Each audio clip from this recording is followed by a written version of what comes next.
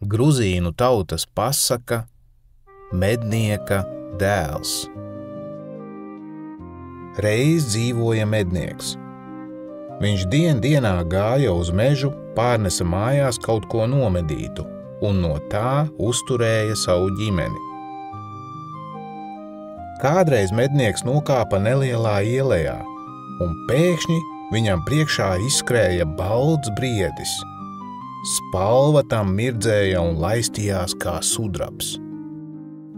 Šauj mani, briedis sacīja medniekam cilvēka balsī.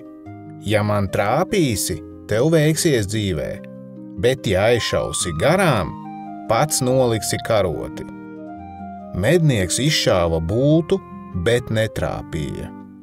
Viņš pārnāca mājās itin drūms.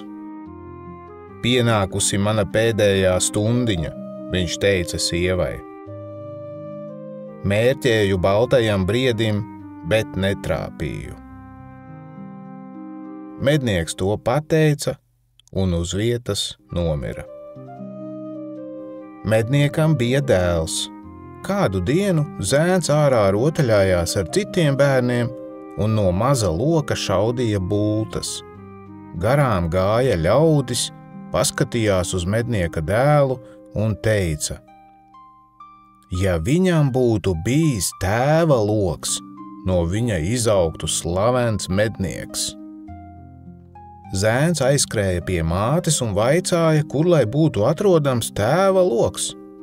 Māte baidījās, kā arī dēls varētu kļūt par mednieku, un tāpēc viņai nenāca neprātā dot zēnam loku. Dēls lūdzās kā prazdams. Beigās māte neizturēja un pateica dēlam taisnību. Tavs tēvs bija mednieks un aizgāja bojā medībās. Negribu, dēliņ, kā ar tevi tāpat notiktu. Tāpēc arī noslēpu loku ar visām bultām. Bet ja tu tā uzstāji, kāp istaba augšā, atradīsi tur gan loku, gan maksti ar bultām. Viņa iedeva dēlam istaba augšas atslēgu. Zēns uzkāpa augšā, atvēra durvis un turpat vairs sastinga. No visiem kaktiem viņam pretī vērās izbāzti putni, zaķi, lapsas un šakāļi. Viņš no izbīļa atguvās un pie sienas pieslietu pamanīja tēva loku.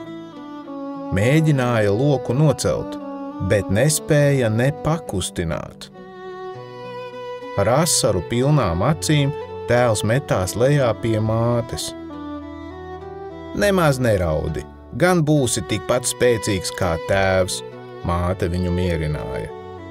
Noej aizājas ciemata, tur tek divas straumes, viena duļķaina, otra dzidra. Pa priekšu izpeldies duļķainajā, bet pēc tam dzidrajā straumē. Zēns tā arī izdarīja, izpeldējās un pieņēmās spēkā, un loks ar bultām viņam tagad likās viegls kā spalviņa. 3 bultas viņš iešāva kokā, kas auga tālā laukā. Tās visas 3 ietriecās cita citai blakus. Pēc tam mednieka dēls sadomāja iet medībās. Līdz vēlām vakaram viņš staigāja pa mežu un bija nonācis nelielā ielejā. Kur gadījies, kur ne, viņa priekšā izskrēja balts briedis. Spalva viņam mirdzēja un laistījās kā sudrabs. Šauj mani, briedis sacīja. Ja man trāpīsi, tev dzīvē veiksies. Ja aizšausi garām, pats noliksi karoti. Trāpīgā bulta ķēra briedi tieši pašā sirdī. Mednieka dēls pārnesa brieža ādu mājās un izklāja uz grīdas. Baltā brieža āda tā mirdzēja, ka visa istaba pielija ar savādu gaismu. Uz spalvām laistījās pērles un dimanti. Valodas par brīnumaino ādu paklīda pa malu malām. Tās nonāca ausīs zemes valdniekam. Valdnieks atsūtīja kalpu, lai tas pats savām acīm redzētu, vai ļaudis runā taisnību, vai melš niekus. Valdnieka kalpam mednieka māju nenācās ilgi meklēt, jo pa tās logu plūda tik spilgta gaisma, ka to tālu varēja pamanīt. Kalps piezagās pie lodziņa, palūrēja istabā un kļuva turpat vai akls. Tā dzirkstīja un mirdzēja baltā brieža āda. Kalps pa galvu un kaklu metās atpakaļ uz pili, lai pastāstītu par pērļu un dimantu ādu. Valdniek, vienkāršu ļaužu dēlam nepiediem būt bagātākam par tevi, Nazīra vezīri kūdīja valdnieku. Atņem viņam ādu. Valdnieks mīļu prātu to darītu, bet nezināja, kā to izdarīt. Nevar taču tā ielausties mājā. Ko tad teiks ļaudis? Ko te velti prātot, valdniek? Galvenais vezīrs teica. Sarīko dzīres un ielūdz arī mednieka dēlu. Viņš tāds mežā audzis nepratīs uzvesties, kā pilī pieklājas. Tad mēs visi kā viens teiksim, ka šis nav cienīgs būt par tādas brīnumainas ādas īpašnieku, un to atņemsim. Valdnieks nekavējās un uzlūdza mednieka dēlu uz dzīrēm. Taču mednieka dēlam bija gudra māte. Viņa uzreiz nojauta, kāpēc dēlu aicina uz pili. Skaties, dēliņ, uzvedies pieklājīgi, viņa lika dēlam pie sirds. Pirms valdnieks nesāk smieties, arī tu nesmejies. Ja ar tevi nerunā, muti vaļā never. Ātrāk par valdnieku un vezīriem no galda augšā necelies. Kad sāks iznēsāt ēdienu, no katra trauka ņem pašu mazumiņu, daudz neēd. Pēc dzīrēm valdnieks izjās, tu nesteidzies viņam priekšā un arī neatpaliec no viņa, ja zirgus palaidīs auļos. Pilī mednieka dēls visu izdarīja, kā māte bija teikusi. Valdniekam nenobrīnīties, ka mednieka dēls tik labi audzināts. Viņš pārskaitās zils, melns uz saviem Nazira vezīriem, un kad mednieka dēls bija aizjājis, sakliedza uz viņiem. Tukšpaurainie stulbeņi, pat tik daudz nespējat kā gudru padomu man dot. Ja nepratīsiet atņemt brieža ādu, pašiem ādu pār acīm novilkšu. Nazira vezīri klusi kā pelītes, trīc un dreb no bailēm. Sēž un prāto, ka galvas kūp, kā izpildīt pavēli. Beigās izprātoja. Pavēli valdnieku, lai mednieka dēls tev uzceļ pili no briesmoņa kauliem. Galvenais vezīrs teica valdniekam. Briesmonis šo aprīs un baltā brieža āda būs tev rokā. Ja nu šis pili uzceltu, pavēlēsi ādu turēt pilī. Teiksi, ka burvju ādai nepiedien atrasties parastā mājā. Vezīru padoms valdniekam bija gauži pa prātam. Viņš uzaicināja mednieku dēlu pie sevis un pavēlēja uzcelt jaunu pili no briesmoņa kauliem. Apžēlojies lielo valdnieku, es neesmu ne namdaris, ne mūrnieks, neprotu nevienu tādu amatu, kā lai es pili uzceļu, mednieka dēls lūdzās. Nekā negribu zināt, ja pili neuzcelsi, lai māte tevi pie laika sāk apraudāt. Mednieka dēls atgriezās mājās bēdīgs, izstāstīja mātei, kādu darbu valdnieks viņam uzdevis. Ej atpakaļ uz pili, dēliņ, izlūdzies valdniekam 70 arbas un tikpat daudz braucējus, lai valdnieks liek nokalt tev 50 pudu smagas bultas, lai to visu izdara par vezīru naudu. Dodies uz Kadžetijas zemi, tur biezā mežā mīt briesmonis. Arbas ar braucējiem atstāja mežmalā, bet pats pārnakšņo biezoknī. Briesmoni nogalināt tev izdosies tikai agri rītausmā, ja pieiesi viņam klāt no tās debes puses, no kuras saule lec. Mednieka dēls izdarīja visu mac matā tā, kā māte bija pieteikusi. Valdnieks viņam iedeva 70 darbas un 70 braucējus. Viņam nokala 50 pudu smagas bultas, un par to visu samaksāja vezīri no savām kabatām. Mednieka dēls devās uz Kadžetijas zemi. Nakti viņš pārlaida mežā, kur mita briesmonis, bet tikko svīda gaisma, piezagās briesmonim klāt no tās puses, kur saule lec. Briesmonis guļ, neko nenojausdams. Izdzirdējis cilvēka soļus, pagrieza galvu pret viņu, bet nekā saskatīt, jo viņu apžilbināja uzlecošās saules stari. Mednieka dēls raidīja 3 bultas, un briesmonis bija uz vietas beigts. Viņš atgriezās pie arbām, pamodināja braucējus un aizsūtīja pavēstīt Kadžetijas iedzīvotājiem, ka atbrīvojas viņus no briesmoņa. Saskrēja Kadži no malu malām, sāka dancot apkārt beigtajam briesmonim. Visi priecājās, ka beidzot tikuši vaļā no rīgā briesmoņa. Pēc tam veda mednieka dēlu pie Kadžetijas valdnieka. Viņš pateicās tam un apvaicājās, ar ko viņu apdāvināt. Man nekā nevajag, mednieka dēls atbildēja. Palīdziet uzķērst briesmoni un sakraut tā kaulus arbās. Kadži čakli ķērās pie darba. Vienā mirklī briesmoni sagrieza gabalos un iekrāva tā kaulus arbās.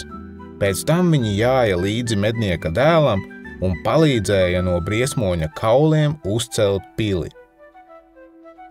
Mednieka dēls uzaicināja valdnieku apskatīt pili. Milzīgā pils bija drausmīga. Valdnieks uz to pameta acis un bez samaņas nogāzās zemē. Valdnieks krietnu laiku nevarēja atgūt samaņu, bet ko līdz atguva, tā uzteica mednieka dēlu par centību un drošsirdību un vēlēja viņam palikt pilī. Pavadīsi mani medībās, valdnieks teica, bet baltā brieža ādu pārnesīsi uz briesmoņa kaulu pili. Tādai brīnumainai ādai vienīgi tādā pilī arī pieklājas būt. Vezīri sabozās, viņiem nebija paprātam, ka valdnieks patur pilī pie sevis vienkāršu mednieka dēlu. Šī knauķa dēļ viņiem bija vajadzējis atvērt savus naudas makus, bet tagadiņ šis vēl medībās līdīs acīs. Vezīri izprātoja mednieka dēlu novākt malā. Viņi bija padzirdējuši, ka dzelzs bruņiniekam pieder zelta stabs, un šie teica valdniekam: Tev, valdniek, ir gan neredzēta pils, gan neredzēta baltā brieža āda. Tikai tas nav labi, ka āda nemirdz no visām pusēm vienādi. Kā būtu, ja tā karātos uz zelta staba pašā pils vidū? Es neko neiebilstu, bet kur lai ņem tādu zelta stabu? No dzelzs bruņinieka mājas. Pavēli drošsirdīgajam mednieka dēlam pārnest zelta stabu uz savu jauno pili. Valdnieks daudz nedomāja, vai jauneklim viegli to izdarīt. Atnes no dzelzs bruņinieka mājas zelta stabu. Ja manu pavēli neizpildīsi, lai bēdas nāk pār tavas mātes galvu. Mednieka dēls atkal devās pie mātes pēc padoma. Pie kā gan cita, lai viņš ietu grūtā brīdī. Arī šoreiz māte viņam deva labu padomu. Palūdz valdniekam arbu ar braucēju un tādu smagāku bultu. Dzelzs bruņinieks dzīvo aiz 3 augstiem kalniem. Piektdienās viņš iziet medībās, tad arī varēsi paņemt zelta stabu. Paturi prātā, ka atklātā kaujā tev dzelzs bruņinieku nepieveikt. Valdnieks pavēlēja vezīriem, lai apgādā mednieka dēlu ar arbu, braucēju un bultu. Vezīri par savu naudu lika izkaut 50 pudu smagu bultu. Mednieka dēls to salieca un salauza kā nieku. Izkala otru 70 pudu smagu bultu. Arī tā tika salauzta. Tad viņam atnesa 90 pudu smagu bultu. To nesaliekt, nesalauzt. Mednieka dēls saposās tālajam ceļam. Viņš pārgāja pāri pirmajam augstajam kalnam, pārgāja pāri otrajam, uzkāpa trešajā, pašā augstākajā kalnā un dziļi lejā kalna pakājē ieraudzīja dzelzs bruņinieka māju. Bija tieši piektdiena. Mednieka dēls no kalna gala izšāva bultu uz dzelzs bruņinieka māju. Nostriņšķēja stiegra, iedziedājās bulta, un māja tika sagrauta. Zelta stabs vien palika stāvot. Mednieka dēls iesēdās arbā un nobrauca ielējā. Viņš kopā ar braucēju ievēla zelta stabu arbā un aizveda uz pili valdniekam. Valdnieks mednieka dēlu apdāvināja un atlaida uz māju pie mātes, bet pats pavēlēja vezīriem uzstādīt zelta stabu briesmoņu kaulu pilī. Baltā brieža ādu pakāra uz zelta staba, un tā nu izstaroja spožu gaismu uz visām pusēm. Valdnieks nespēja no tās ne acu novērst. Pa to starpu no medībām atgriezās dzelzs bruņinieks un redzēja, ka viņa māja sagrauta, zelta stabs nozudis. Dzelzs bruņinieks pārlieku saniknojās, metās pa cilvēka pēdām pakaļ savam zelta stabam. No viņa soļiem kalni sāka drebēt. Dzelzs bruņinieks ielauzās briesmoņa balto kaulu pilī, bet tur priekšā valdnieks.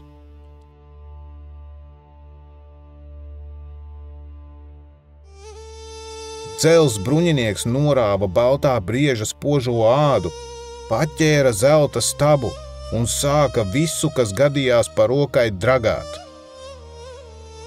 Viņš driskās nopostīja pili.